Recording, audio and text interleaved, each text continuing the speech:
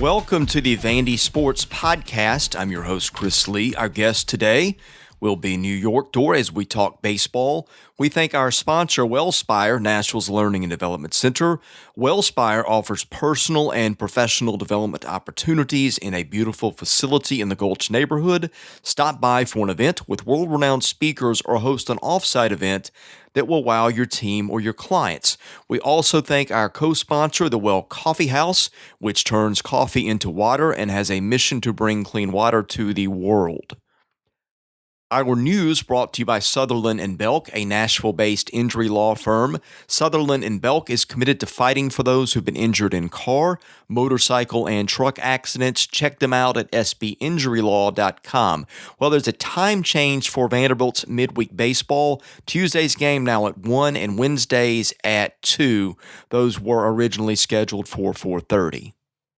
Our man New York Dore joins us now, talking baseball. And my friend, Vanderbilt sweeps Dayton, lost to Austin Peay in the midweek, and kind of a disaster of a game since we have last talked. What have been your takeaways from the last week of Vandy boys baseball? I think it's been a relatively good week if you don't look at the one loss on Wednesday, which was just really dreadful last week. But other than that, it was a pretty solid week. I mean, the real revelation, which was hinted at in his first handful of performances, but Ethan Smith was just masterful on Sunday in support of Zach King, who was excellent. They combined along with Jake Eater for the first shutout of the year. And pardon me, that was Saturday game too. There was no Sunday game this past weekend.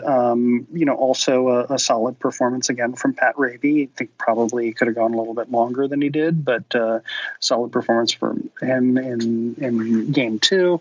And Drake Fellows with sort of an up and down day, a lot of strikeouts, but not really his best pitching performance. Weirdly and oddly, Collegiate Baseball magazine named him one of their, 12 or so players of the week nationally. And Collegiate Baseball makes weird decisions on all sorts of things.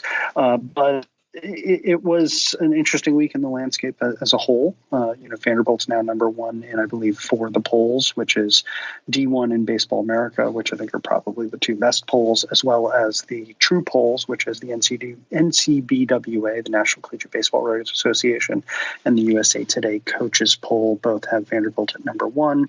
Vanderbilt is number two in Perfect Games poll, behind I think it's Oregon State in Perfect Games poll, and Vanderbilt had been number three, now number two. And then in the Collegiate Baseball poll, I forget actually who it is who leapt them, but someone leapt them 7 spots. I think Florida State leapt Vanderbilt for the number one spot, and Vandy stayed at number two.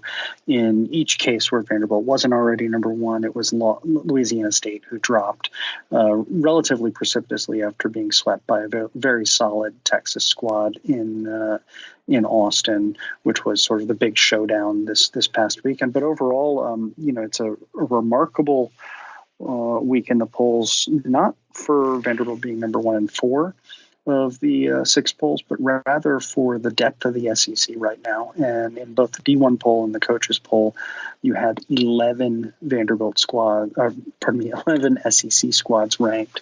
And in the coaches poll, that's a brand new record. And I think, in each case, I think those rankings are earned. The trailing SEC squad to join the rankings this week was Tennessee, which is off to a fantastic start, driven largely by Garrett Stallings, and who's having an outstanding start to his junior year, as well as Zach Lingenfelter, who is probably one of the best arms they've brought in Knoxville in some time.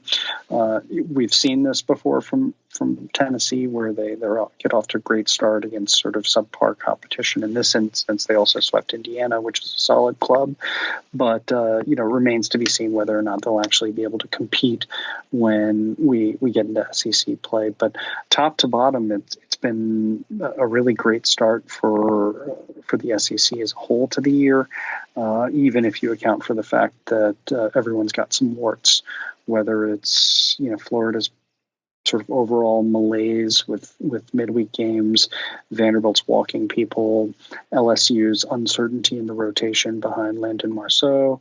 And, pretty much everyone has some warts around this time of year, but the conference as a whole looks stout. I did not follow the polls to the depth of what you did. So the three teams left out, I presume, would be Missouri, Alabama, and Kentucky? Missouri and Kentucky are left out. I can't recall if Alabama is on. I'd have to look. I'd be surprised. They may have been in, but I was not sure. Let me just go to D1 and find their poll, because that's the one I trust best. And their top 25. Yeah, you've nailed it. So no Alabama. So you have Vanderbilt number 1, Florida at 5, which is probably a little high for the way they're playing, although they had an explosive weekend on offense. I think they had 4 grand slams in one game on Sunday. Mississippi State at 7. If you ask me to actually rank how everyone has played, I think Mississippi State probably is competing with Vanderbilt for being the top SEC team right now at this point. Georgia at 9, they're off to a really solid start. Ole Miss is off to a solid start. LSU, notwithstanding the fact that they've scuffled a bit, looks the part of a top 5 squad. Arkansas is off to a really, really great start, which wasn't necessarily fully anticipated. Auburn has probably the best pitcher in the SEC in Tanner Burns, and they're at 19. Texas A&M is at 20, and then South Carolina and Tennessee bringing up the rear at 24 and 25. Let's dig in a little bit on Drake Fellows. I did not get to see a lot of his start on Friday. What I did see was a guy who was dominant with his slider, and Dayton just couldn't seem to lay off it. And I don't know if that's a thing where he's able to dominate SEC hitters the way he did them. I fear that people may just lay off that pitch, but I only saw a limited window of his start. What did you see in his Friday performance? Yeah, I didn't get a chance to see all of it, but I saw a good portion of it. And yeah, it's Drake. I think the somewhat disturbing thing about this weekend, and it's hard to pick a disturbing thing when you get a sweep win, is Dayton is not a good team. Outside of their first 3, they've got no one in the lineup who can hit. And their pitching is not exactly stout. I will note that their Saturday starter is solid. And basically on Sunday, we just couldn't get it done against one reliever who had our number. Fortunately, our pitchers had their number better. But, I think Vanderbilt actually did pretty good against the Dayton pitching, with the exception of the first man out of the pen. And I'm referring to Sunday, I mean game 3 or game 2 on Saturday. But their lineup is not good. And I'm not terribly surprised that we had an 18 strikeout game against them, because they haven't hit anything. And Drake just had the weirdness of Drake Fellows is he can pile up a lot of strikeouts on a day where he also just doesn't have as great control. But he did have a good slider. He just was locating sometimes in the zone in a bad way. So I didn't view it as a dominating performance, notwithstanding the fact that he had 13 strikeouts, which tied a career high. I think if you were ranking it, it's his second best performance of the year, but that's not saying a whole lot. I'm not worried about him, though. I think with Drake, you know what you're going to get, which is a guy who can make really big pitches and can step up, but who also will have an inning or two every week or so where you just sort of scratch your head and wonder how it's the same pitcher who threw the prior inning and the subsequent inning who gets himself into trouble in typically it's the first or fifth innings. And that's kind of what happened against Dayton, where he sort of scuffled early and then settled in a bit. What do you do with the third spot in the weekend rotation? You give podcast topics of conversation. Well, that's why we're here. So, yeah, so I mean, I think it would be unfortunate to lose Zach King out of the bullpen when it's hard to find a lot of confidence that people are going to come in and throw strikes. And Tyler Brown, he got barreled up pretty good in his first outing of the year, and he got barreled up a good bit last year. But if you're looking for a trust factor for me right now, Tyler Brown has not walked anyone and not hit a batter this year. To me, he's my guy. I'm going to rely on when I need something out of the pen because I know he's going to throw strikes. And I'm just so frustrated with strike throwing, particularly after an incident like Wednesday where we walked 82 batters in 40-some plate appearances, or at least it felt that way. But Tyler Brown's going to come in and he's going to throw strikes. He might give up a couple of hard hit balls every once in a while when he doesn't have his really, really good stuff, which fortunately he has had over his last 3 appearances. But TB, I trust. Zach King, I trust. He sometimes he throws inside, so sometimes he'll hit some batters. I think he's going to be a big beneficiary of the new rule where if someone leans into a pitch, it's called a called strike, which we did see for the first time on, I want to say it was the Friday game, where we had, in fact, it was the Friday game, mid-innings, and Drake struck out a guy on a 2-2 pitch that actually hit the batter on the knee, but it was called a strike because the batter dipped his knee into the ball. I don't like the rule, but we certainly benefited from it there. I would call it the Brian Harris rule, if you will. I think that Zach King will benefit from the protections of pitchers throwing inside now, and I sort of have full trust in him. I'm getting close to having full trust in Ethan Smith, and notwithstanding his miserable performance on Wednesday, Jake Eater has been absolutely lights out in 4 of his 5 appearances on the year. So there you've got a core 4 of relievers who I feel pretty good about, but then you've got Kumar Rocker, who I want to be shown that I can feel pretty good about on a day-to-day basis, but we've really only seen him for 3 appearances plus one batter appearance. So I want to see a little bit more to know that game 1 was an aberration. And with Hugh Fisher, the stuff has been there. But we have concerns about inherited runners, and he didn't really have a great outing on Saturday.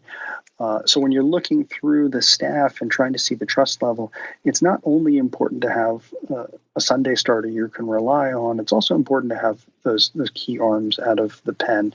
One guy I did not mention is Mason Hickman, who has been sort of the flex guy so far in this rotation, the guy who can come in and give you a couple batters or he can give you 5 innings. And it seems like, at least in his early use thus far this year, is he's the guy backing up Drake and trying to finish Friday games while leaving the rest of the bullpen nice and rested for Saturday and Sunday.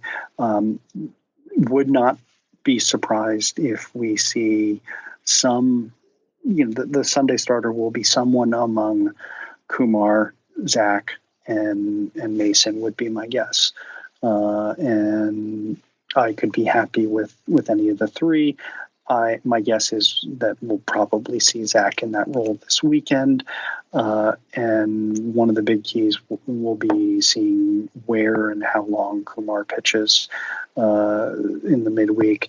In today's game, which is starting in about an hour and a half against Rucker Taylor's Davidson Wildcats, it's going to be Chance Huff on the hill for his second start. And I don't think we've had an announcement yet on Wednesday's starter. We were a little surprised, at least I was a little surprised to not see Kumar this weekend. I assumed it was setting up for a Tuesday or Wednesday start. What's your confidence level that they can get Hugh Fisher right in terms of strike throwing and make him into a key part of the bullpen? Because the stuff is great. I mean, he throws 95, 96 this year. I've seen him hit that on the gun. But the strike throwing, I mean, it's just the constant theme with those guys. You don't seem very optimistic about him. Maybe I'm reading too much into it, but what are your thoughts there? Yeah, I mean, I would not read negatively into my comments. I think that, Hugh has been very good in his first 3 appearances and suffered from some bad luck, i.e. balls that were not hit hard that landed. And that was part of the 5 inherited runs scored of his first 7 inherited runners in his first 3 appearances. In all 3 of those appearances, he looked fantastic, and he maybe could be a little more precise in location, but everyone this side of Greg Maddux can be a little more precise in location. So I don't think he's been. He's not Rick Ankiel out there. He's just. I think it's part execution and part luck, and at least in his first 3 appearances, it was more luck than execution. Where a couple balls that weren't hard hit landed in play and allowed some inherited runners to score. He was not great this weekend, where he got himself into some trouble with some walks and gave up some runs on Saturday, but.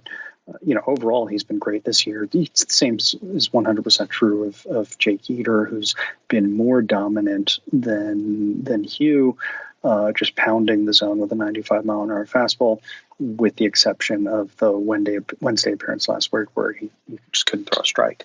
But it's been more imperative that those two and Zach King execute this year, because thus far it's been a not pleasant start for AJ Franklin, who I still think has the ability to contribute significantly for this squad, but he can't pitch at the letters. He's got to pitch down in the zone and locate a lot better than he has. And he just hasn't had any command of the zone thus far in his 3 appearances this year. And then, the topic I don't think we'll talk about today, but I think we're still waiting for Jackie fastball to be game ready. And his 1 appearance on, I guess it was the Wednesday game last week, was not encouraging. But if he can get back to where he needs to be, he's a reliable and potentially dominant arm out of the pen. But I know Jack's not a topic of conversation for today. Well, you said that Hugh Fisher isn't Rick Ankiel. Is a little bit of Rick Vaughn, though. That's not necessarily the worst thing in the world. It's not. Occasionally you need one of those guys. Yeah. Yeah. Ask John Kruk what it was like facing Randy Johnson, or ask the Pigeon. In either case, it wasn't a very positive result. But it's there's a difference between being effective and being precise. In an ideal world, you would have what was the guy from Fullerton? Thomas Eshelman. Thomas Eshelman would be my ideal pitcher, and I kind of was hoping we were getting like a little bit of a toned down version of Thomas Eshelman in Pat Raby last year and this year, and he hasn't been that precise. But that's the great style of pitcher, but those are not common. Thomas Eshelman, what he did at Fullerton was akin to what Vaughn is doing at Cal from the plate. It just doesn't happen. And at this level, yeah, it's okay to be a little wild so long as you don't dig yourself a hole you can't get out of. Our mailbag is sponsored by Vanderbilt fan and independent insurance agent Josh Minton of Brentwood. Are you in the market for auto, motorcycle, home, renters, or landlord insurance? Do you need life or commercial insurance? Call Josh at 615-933-1979. Email him at josh@hqinsurance.com.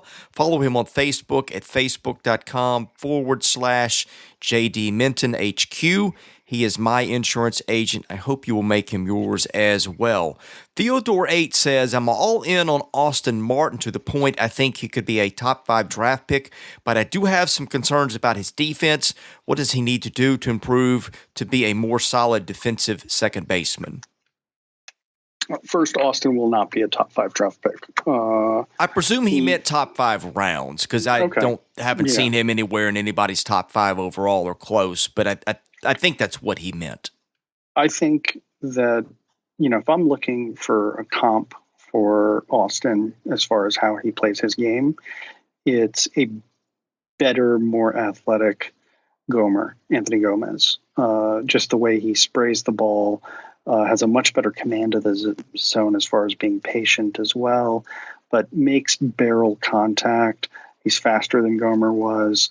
The difference is, Gomer may not have been a kid who you look at and say, okay, this is a major league shortstop defensively, but Austin is still trying to figure out where he's going to play positionally. And you can learn that. I mean, looking at the way he plays, you can see that he's still getting used to anticipation and familiarity with the position. And that hopefully will come over time, but it's not there yet. But yeah, I think I've been rather consistent since the fall that my biggest concern with this squad is infield defense. And Ethan Paul's done a pretty good job at shortstop, but no one's going to be Connor Kaiser over there. And Harrison Ray and Jason Gonzalez have done an okay job at third base. They're not Jason Esposito, but they've done an okay job. I mean, I know Jason's had a couple of errors, and I know Harrison still, it's a work in progress on balls going to his left.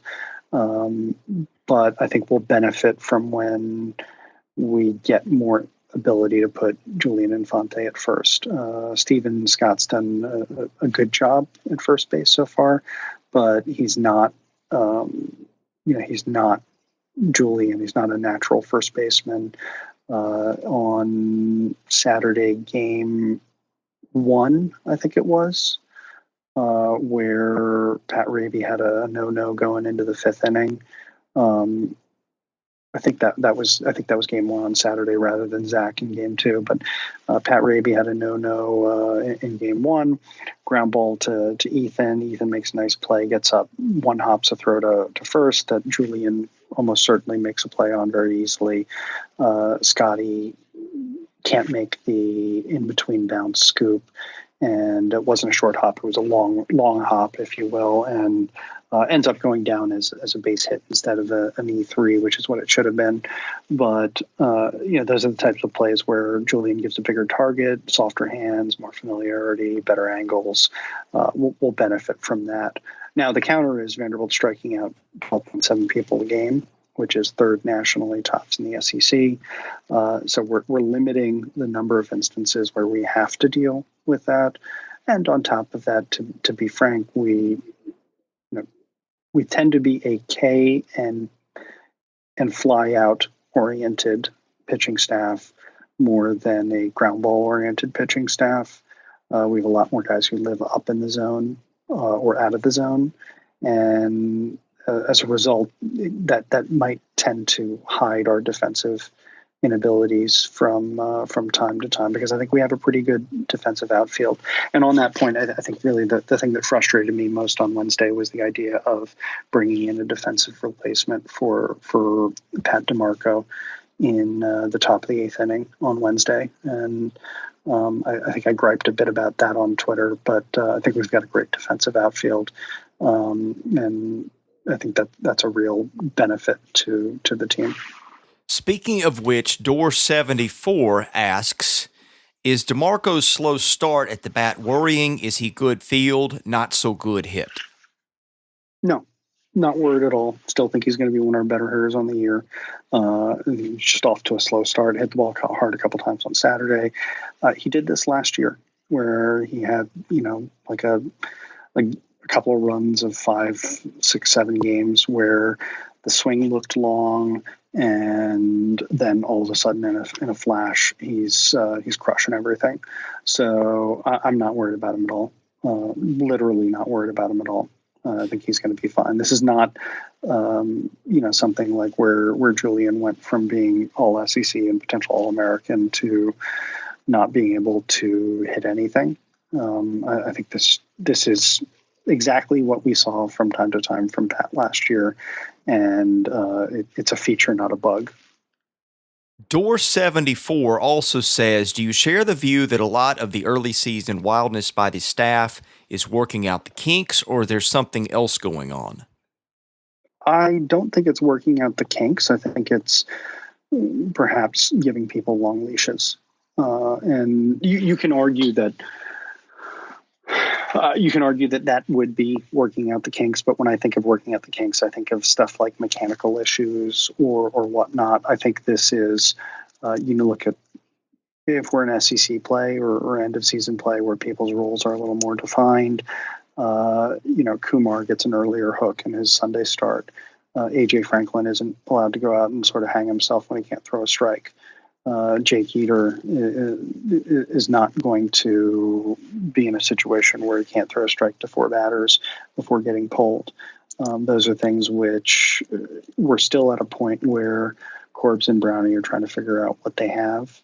And I know we have a veteran team, but the pitching staff has a lot of guys who are still pretty young. I mean, for example, Hugh Fisher and Jake Eater are both two exciting arms who have established that they have a lot of juice in those arms.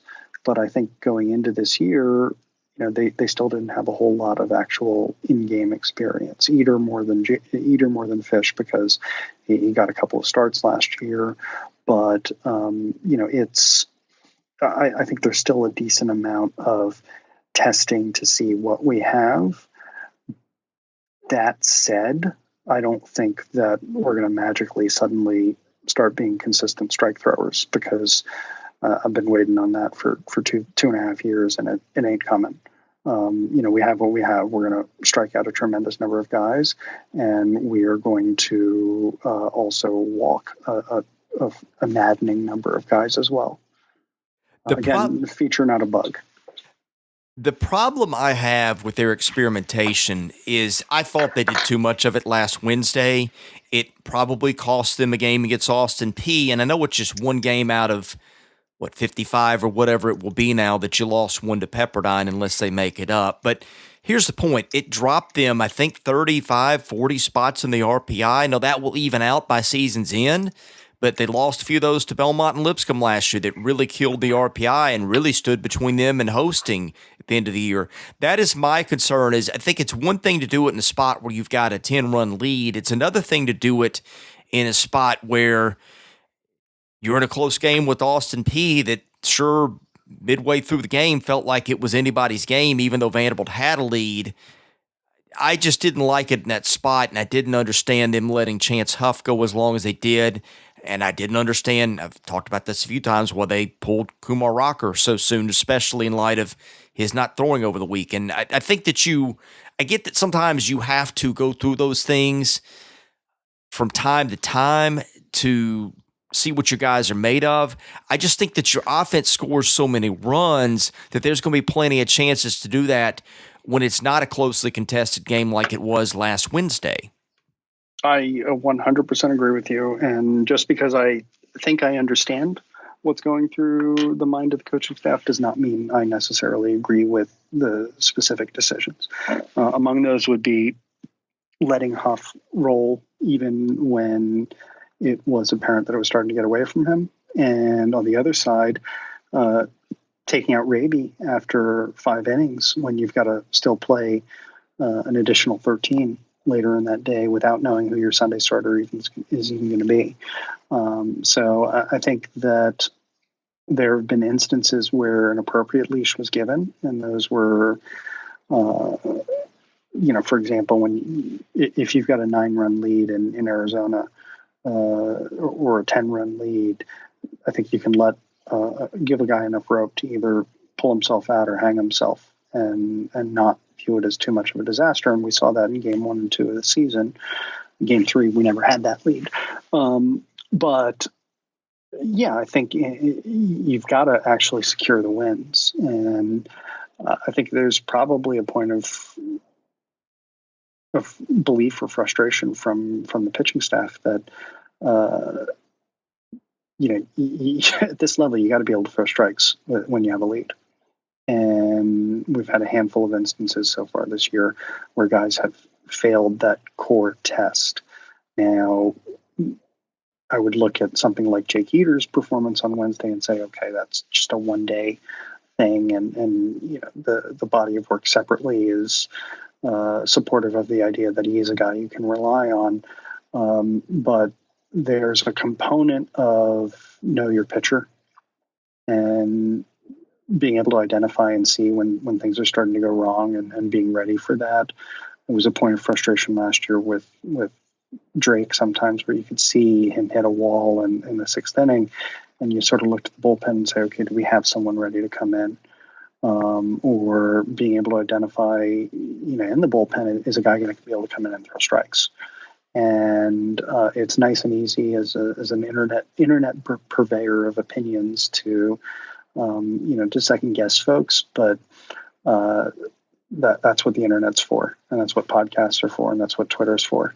Some might call it a tremendous cesspool of opinion, and they'd be right, but that's what Twitter's there for, and I'm on it. I wholeheartedly endorse a cesspool of opinion. I think it's good.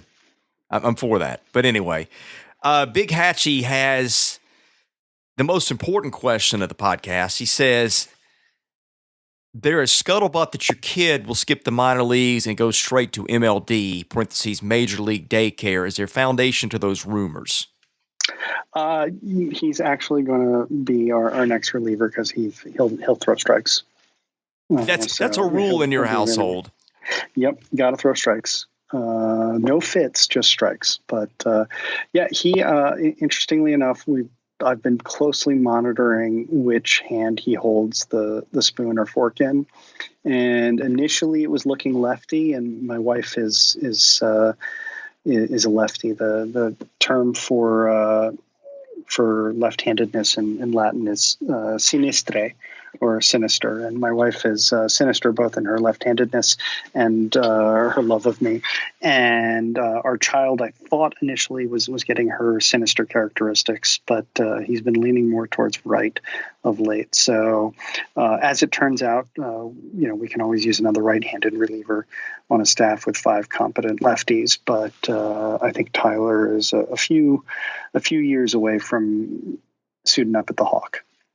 Well, thank you for working through your bitter disappointment of that and joining us today. Yeah, maybe he'll just end up being a right-handed hitter like Andrew Vaughn, who, looking at some of the stats, so Vaughn this year has an OPS of 1860. Oh my goodness, yeah. And a power guy too. 10 games in, his career numbers right now, and I was telling Aaron Fitt that he needs to put a widget on D1baseball.com to track this. His career power numbers right now are he has 70-some walks to 47 strikeouts to 42 home runs.